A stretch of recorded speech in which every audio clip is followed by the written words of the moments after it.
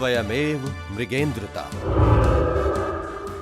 मुझे अपने धर्म पर गर्व है, जिसने विश्व को उदारता और सबको गले लगाने का पाठ पढ़ाया है। हम सबके प्रति उदारता में न केवल विश्वास करते हैं, बल्कि सभी धर्मों को सत्य मानते हैं। भारत लौटने पर स्वामी विवेकानंद ने देशवासियों को पुकार कर कहा, आगामी 50 साल तक केवल भारत माता की पूजा करो। तुम्हारा राष्ट्र तुम्हारा एकमात्र देवता है। यह संदेश राष्ट्रीय स्वयंसेवक संघ के संस्थापक डॉक्टर केशव बलिराम हेडगेवार के जीवन कार्य का आधार बन गया। जब अंग्रेज सरकार ने वंदे मातरम नारा लगाने की मनाही कर दी, केशव ने अपने सहपाठियों के साथ स्कूल इंस्पेक्टर का वंदे मातरम के नारों से स्वागत कर अपनी संगठन कुशलता और अटूट देशभक्ति का परिचय दिया। कलकत्ता के नेशनल कॉलेज ऑफ मेडिसिन में पढ़ते समय दामोदर नदी में भयानक बाढ़ आने पर उन्होंने रामकृष्ण आश्रम के माध्यम से बाढ़ पीड़ितों की सेवा की। डॉक्टर केशव बलिराम हेडगेवार 1915 में जब अपनी पढ़ाई पूरी कर नागपुर लौटे, मध्य भारत में केवल 75 निजी डॉक्टर थे, लेकिन उन्होंने सुखमय जीवन का आकर्षण ठुकराकर आजीवन भारत माता की सेवा करने का व्रत लिया। वो पूना जाकर लोकमान्य तिलक से मिले। 1921 में गांधी जी के नेतृत्व में कांग्रेस के असहयोग आंदोलन में उन्होंने भाग लिया और जेल गए।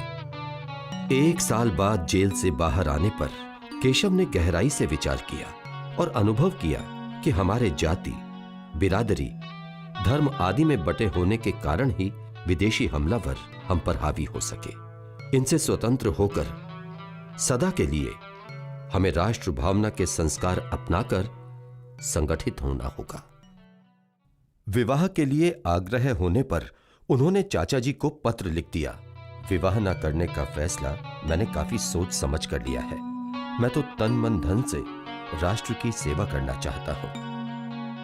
वो स्वयं क्रांतिकारक थे, इसलिए तो डॉक्टरी पढ़ने के लिए वो मुंबई न जाते हुए कलकत्ता गए थे। लोक जागृति में लोगों का नेतृत्व करने वाला और चरित्र संपन्न, देशभक्ति से प्रेरित ऐसा एक कोई समूह जब तक तैयार नहीं होता, तब तक स्वतंत्रता का आंदोलन सफल नहीं होगा।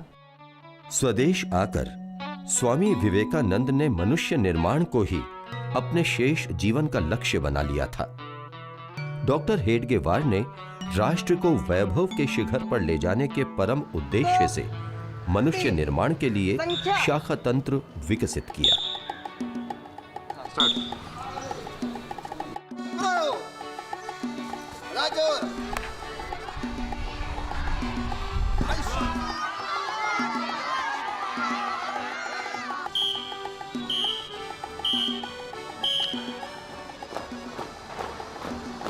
शिवाजी का नाम किस किस ने सुना आपने यहाँ से? हम विजय की ओर बढ़ते जा रहे, हम विजय की ओर बढ़ते जा रहे। राष्ट्र निर्माण हेतु व्यक्ति निर्माण, उसको हम मानव निर्माण कहते हैं। और इस प्रकार विशेष करके आज के वातावरण में जब पुरानी शिक्षा पद्धति जो अंग्रेजों ने लागू की, जिसके कारण भारत में अराष्ट्रीयकरण हुआ, स्वार्थी जन उनका उदय हुआ, उस स्थान पर एक वैकल्पिक राष्ट्रीय राष्ट्रनिष्ठ एक शैक्षिक व्यवस्था चाहिए। उस व्यवस्था का नाम है संघ में बौद्धिक विभाग। इसके द्वारा राष्ट्र निर्माण के लिए योग्य व्यक्ति हम बना सकते हैं, उसको हम कहते हैं व्यक्ति निर्माण। नमस्ते सदा वत्सले मां। शाखा के अंत में मातृभूमि को नमन और मातृभूमि के लिए जीवन उत्सर्ग करने का संकल्प लेने के बाद परमेश्वर के जिस काम को करने के लिए हमने कमर कसी है, उसे पूरा करने के लिए अजेय शक्ति, विशुद्धशील ज्ञान, वीर व्रत और अक्षय ध्येय निष्ठा, ये 5 गुण हम भगवान से मांगते हैं और फिर उनके आशीर्वाद से हमारी विजयशालिनी संगठित कार्यशक्ति अपने इस राष्ट्र को परम वैभव की स्थिति में ले जाने में अतीव समर्थ हो, ऐसी कामना करते हैं। महाराष्ट्र के बाहर संघ की पहली शाखा बनारस हिंदू विश्वविद्यालय में भैयाजी दाणी द्वारा शुरू की गई। 24 वर्षीय प्राध्यापक माधवराव सदाशिवराव गोलवलकर ने 1930 से इस शाखा में आना शुरू किया। बनारस से नागपुर लौटने के बाद 1936 में बिना किसी को बताए माधव सारगाछी आश्रम चले गए और वहां उन्होंने स्वामी रामकृष्ण परमहंस के शिष्य और स्वामी विवेकानंद के गुरु भाई स्वामी अखंडानंद की अनन्य निस्वार्थ सेवा कर उनसे दीक्षा ली। 1937 में माधवराव इस अनुभूति के साथ नागपुर लौटे कि जो कार्य स्वामी विवेकानंद द्वारा 1897 में स्थापित किए गए रामकृष्ण मिशन द्वारा आध्यात्मिक क्षेत्र में हो रहा था, उसे ही राष्ट्रीय स्वयंसेवक संघ द्वारा लौकिक जीवन में उतारने का प्रयत्न किया जा रहा था।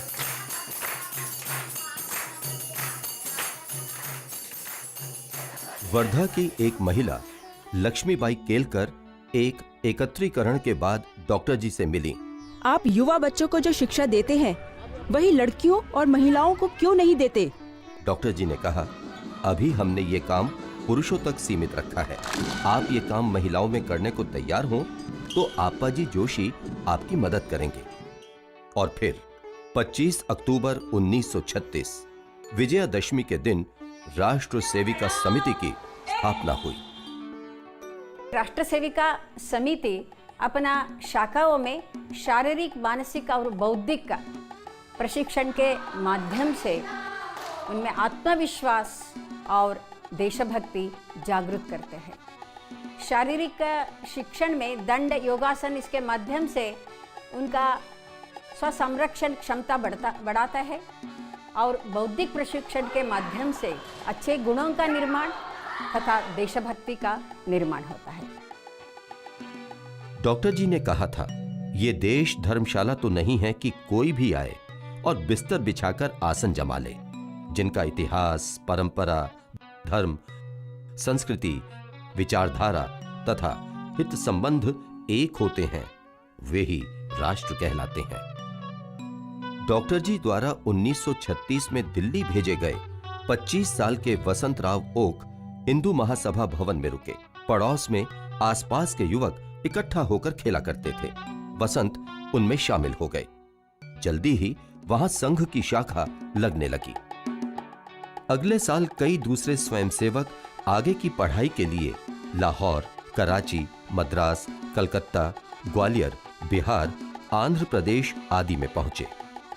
राष्ट्र कार्य के लिए सुखमय जीवन का मोह त्याग कर नई नई जगहों पर पहुंचने वाले ये अच्छे पढ़े लिखे स्वयंसेवक प्रचारक कहलाए, जिनका काम था नई शाखाएं खोलना, पहले से चलती शाखाओं को मजबूत करना, नए लोगों को शाखा पर लाना और उनमें राष्ट्रभक्ति की भावना भरना। राष्ट्रीय स्वयंसेवक संघ के सभी सरसंघ चालक उच्च शिक्षा प्राप्त रहे हैं। डॉक्टर केशव बलिराम हेडगेवार चिकित्सक थे। माधवराव सदाशिवराव गोलवलकर प्राणी शास्त्र में MSc, मधुकर दत्तात्रेय उर्फ Bala Saheb Deoras BA LLB, professor Rajendra Singh उर्फ रज्जू भैया इलाहाबाद विश्वविद्यालय में भौतिकी विभाग के अध्यक्ष हुआ करते थे। कुपहल्ली सीतारमैया सुदर्शन दूरसंचार में BE ऑनर्स थे और वर्तमान सरसंघ चालक मोहन राव भागवत पशु चिकित्सक हैं। 9 जून 1940 1500 स्वयंसेवकों के शिविर के विदाई समारोह में अपने जीवन के अंतिम भाषण में डॉक्टर हेडगेवार ने कहा, केवल संघ का कार्यक्रम ठीक ढंग से करने या प्रतिदिन नियमित रूप से संघ स्थान पर उपस्थित रहने से ही संघ का कार्य पूरा नहीं हो सकता। हमें तो आसेतु हिमालय पर्यंत फैले हुए इस विराट हिंदू समाज को संगठित करना है। 14 जनवरी 1947 मकर संक्रांति के दिन से भारत के बाहर केन्या में संघ की प्रेरणा से हिंदू संगठन का कार्य प्रारंभ हुआ। 1990 में लंदन में हिंदू स्वयंसेवक संघ की पिंचले प्रताप शाखा के मकर संक्रांति उत्सव में यूनाइटेड किंगडम की तत्कालीन प्रधानमंत्री मार्गरेट थैचर पधारी। संघ ने विभाजन का कड़ा विरोध किया, परंतु स्वतंत्रता मिली खंडित मातृभूमि के साथ। सन 1947 का दिन याद आता है, जब हिंदुस्तान के दो टुकड़े हुए, एक पाकिस्तान एक हिंदुस्तान। सभी हिंदुओं को वहाँ से घर छोड़ना पड़ा क्योंकि दो इलाके अलग अलग बन गए थे। हम भी वहाँ डिस्ट्रिक्ट ललितपुर के रहने वाला हूँ मैं। वहाँ से घर छोड़ा और काफले के साथ मिल करके डिस्ट्रिक्ट ललितपुर, जहाँ के कैंप लगा हुआ था, रेफ्यूजीज कैंप, वहाँ पहुँचे। लेकिन वहाँ एक घटना जो घटी हमारे साथ, वो हमारी बड़ी बहन की है। हमारे जीजा जी को मुसलमानों ने मार दिया था, जिसके कारण अकेली हो गई। उसकी उम्र उस समय 18 के करीब थी और एक बच्चा था, और वो भी कुछ दिनों का। उन्होंने वॉलंटियर थे RSS वाले, वही सेवा कर रहे थे, वही मदद कर रहे थे, वही रोटियां पहुंचा रहे थे, जैसे ही वातावरण देखते थे करते थे। राष्ट्र सेविका समिति की प्रमुख संचालिका लक्ष्मीबाई केलकर विमान से कराची पहुंची और वहां 14 और 15 अगस्त 1947 के बीच की रात में 1200 सेविकाओं की बैठक में उन्हें धीरज बंधाया और उनके भारत आने पर उनके अलग अलग परिवारों के साथ रहने और भोजन की पुख्ता व्यवस्था की। बंटवारे के बाद जम्मू कश्मीर के भारत विलय में अड़चन पैदा होने पर गृह मंत्री सरदार पटेल ने श्री गुरुजी को कश्मीर भेजा, जिन्होंने वहां जाकर महाराजा हरि सिंह को विलय के लिए राजी किया। गांधी जी 1 अप्रैल 1946 से 1 जून 1947 के बीच दिल्ली की हरिजन कॉलोनी में एक कुटिया में 214 दिन रहे। जिस मैदान में प्रतिदिन संघ की शाखा लगती थी, वहीं शाम को गांधी जी की प्रार्थना सभा होती थी। 16 सितंबर 1947 दिल्ली में दंगे हो रहे थे। कर्फ्यू लगा हुआ था। रात को मूसलाधार बारिश हुई थी। महात्मा जी ने सुबह सवेरे राष्ट्रीय स्वयंसेवक संघ के वरिष्ठ स्वयंसेवकों से मिलने की इच्छा व्यक्त की। कर्फ्यू में ढील के समय आनन फानन में इकट्ठा हुए स्वयंसेवकों को संबोधित करते हुए गांधी जी ने कहा था, बरसों पहले मैं वर्धा में राष्ट्रीय स्वयंसेवक संघ के शिविर में गया था। वहां मैं उन लोगों का कड़ा अनुशासन, सादगी और छुआछूत की पूर्ण समाप्ति देखकर अत्यंत प्रभावित हुआ था। संघ एक सुसंगठित, अनुशासित संस्था है। 30 जनवरी 1948 महात्मा गांधी की हत्या हुई। संघ पर इस हत्या का आरोप लगाने की साजिश की गई और उस पर प्रतिबंध लगाया गया। इसके विरुद्ध अनुशासन पूर्वक देशव्यापी सत्याग्रह में 70,000 स्वयंसेवकों ने भाग लिया। 12 जुलाई 1949 की शाम को आकाशवाणी ने संघ पर से प्रतिबंध हटाए जाने की घोषणा की।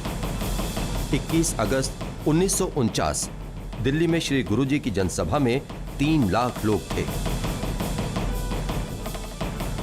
बीबीसी ने इसका समाचार देते हुए कहा, श्री गुरुजी भारतीय आकाश में उदित एक देदीप्यमान सितारा है। स्वामी विवेकानंद की जन्म शताब्दी के अवसर पर कन्याकुमारी की शिला पर उनका स्मारक खड़ा करने का निश्चय किया गया। श्री गुरुजी ने सरकार्यवाह एकनाथ रानडे को यह कार्य सौंपा।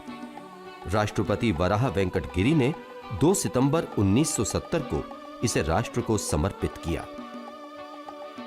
1962 से 1971 के बीच भारत को 3 युद्ध लड़ने पड़े, एक चीन के साथ, 2 पाकिस्तान के साथ। हमारी सेनाओं ने युद्ध के मोर्चों पर शत्रु के दांत खट्टे किए। संघ के स्वयंसेवकों ने आंतरिक मोर्चों पर प्रशंसनीय काम किया।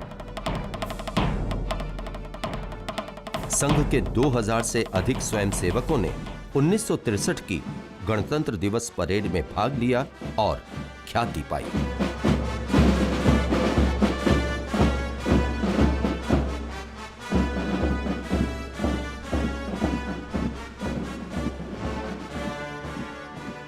1965 के भारत पाक युद्ध के समय प्रधानमंत्री लाल बहादुर शास्त्री द्वारा बुलाई गई एक आपात बैठक में एक नेता द्वारा आपकी सेना ऐसे शब्द कहने पर श्री गुरुजी ने उन्हें स्पष्ट शब्दों में खड़काया, सेना किसी अन्य देश की नहीं है, भारत की है, अपनी सेना कहें। 1964 श्री गुरुजी के प्रयासों से बंबई के संदीपनी आश्रम की एक बैठक में विश्व हिंदू परिषद का गठन हुआ। उडुपी में विश्व हिंदू परिषद के सम्मेलन में जनरल करियप्पा की गौरवमयी उपस्थिति में धर्माचार्यों ने एक मत से घोषणा की कि हमारे शास्त्रों के अनुसार छुआछूत अथवा किसी प्रकार की ऊंच नीच का कोई औचित्य नहीं है। सामाजिक समरसता का मतलब होता है समाज के अंदर जो जाति भेद अस्पृश्यता है इसके ऊपर उठकर सभी ने एक दूसरे के साथ बंधु भाव से समानता का व्यवहार करना। वैसे देखा जाए तो राष्ट्रीय स्वयंसेवक संघ के काम में संघ के प्रारंभ से ही समरसता का भाव है। समरसता का काम जो है वो दो स्तर पर करना पड़ता है।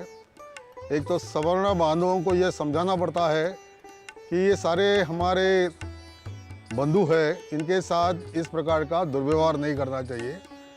और दलित पिछड़ी जातियों को भी ये कहना पड़ता है कि हम सब एक ही समाज के हैं, एक दूसरे के साथ हमको घुल मिल कर रहना है।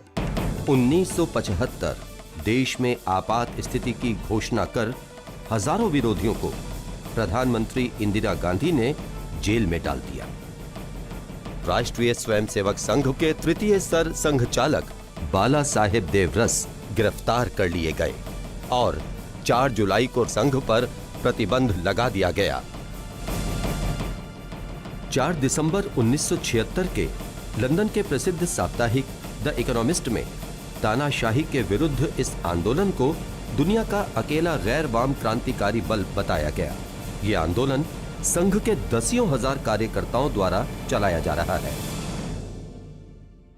इंदिरा गांधी की तानाशाही के खिलाफ सर्वोदयी नेता जयप्रकाश नारायण के नेतृत्व में लोक संघर्ष समिति के नाम से अभूतपूर्व सत्याग्रह हुआ। संघ के स्वयंसेवकों के साथ साथ हजारों लोग जेल गए। 1977 इंदिरा गांधी की घोर पराजय, लोकतंत्र की बहाली के बाद संघ पर से प्रतिबंध हटा लिया गया। 90 में परम पूज्य डॉक्टर जी के जन्म शताब्दी संघ ने बनाया। पिछड़े हुए बंधुओं के संपर्क बढ़ाना, उनके जीवन में परिवर्तन लाना और समाज के मनोभाव में भी परिवर्तन लाना। और उस समय से संघ में सेवा भारती नाम से काम चल रहा है। देश में कहीं भी कभी भी कोई भी आपदा आने पर राष्ट्रीय स्वयंसेवक संघ के स्वयंसेवक सबसे पहले पहुंचते रहे हैं और जाति, धर्म, संप्रदाय आदि किसी भी प्रकार का भेद किए बिना सबकी सेवा उनका मूल धर्म रहा है। पूजनीय रज्जू भैया जब सरसंघ चालक बने उस समय उन्होंने इस विषय को रखा कि हम क्यों ना हम एक आदर्श विकसित रूप छोटे गांव का हम सबके सामने प्रस्तुत करें। गांव के लोग ही सोचे, गांव के लोग अपने प्रश्नों को समझे, अध्ययन करें, वहाँ की उपलब्ध साधनों का गणित लगाए और अपने ग्राम के विकास की दिशा में पहल करें। ये एक मूलभूत संघ के और ग्राम विकास के चिंतन में ये बात रही। श्री राम जन्मभूमि अयोध्या में रामलला के भव्य मंदिर की कार सेवा के लिए लाखों श्रद्धालु एकत्र हुए, जिनमें राष्ट्रीय स्वयंसेवक संघ के स्वयंसेवकों ने भी व्यक्तिगत तौर पर भाग लिया। प्रशासन की चौकसी के अभाव में भीड़ बेकाबू हो गई और रामलला के मंदिर के ऊपर का विवादास्पद ढांचा ध्वस्त हो गया। नगर के कार्यकर्ता हैं। संघ में बैठकों का विशेष महत्व है। शाखा से लेकर अखिल भारतीय स्तर तक के सारे निर्णय इन बैठकों में ही आपसी विचार विमर्श और परस्पर सहमति से लिए जाते हैं। स्वतंत्रता प्राप्ति के बाद पांचजन्य ऑर्गेनाइजर जैसे देश भर में जगह जगह ऐसे प्रकाशन शुरू हुए। कलम के जरिए इस देश को अपने समाज, अपने व्यक्ति, अपनी संस्कृति और अपने पुरखों की चिंता हो, पत्रकारिता का आग्रह सिर्फ सत्य के प्रति हो, ये काम संघ के प्रकाशनों ने किया है।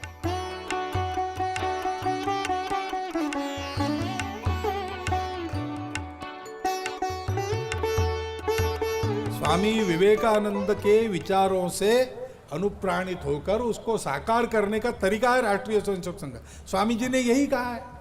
तो सारा समाज एक ऐसा वातावरण बनाएगा जिस वातावरण में सब दुरितों का कलमश बह जाएगा और विश्व गुरु पद पर आसीन होने की योग्यता रखने वाला परम वैभव संपन्न, समता युक्त, शोषण मुक्त, बल संपन्न भारत निर्माण होगा। अवश्यंभावी है, कोई रोक नहीं सकता इस ताकत को। और इसलिए अपने सामने कर्तव्य है। उस कर्तव्य का निर्देश हमको स्वामी विवेकानंद जी ने दिया है। उन्होंने कहा था, उत्तिष्ठत जागृत प्राप्य वरान निबोधत। उठो, जागो, और जब तक लक्ष्य प्राप्ति होती नहीं तब तक रुको मत। यानी लक्ष्य प्राप्ति का संकल्प मन में लेकर चलते रहो।